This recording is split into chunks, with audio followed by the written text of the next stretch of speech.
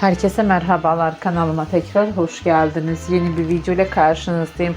Sizler için yeni görüntüler, yeni paylaşımlar sunuyorum.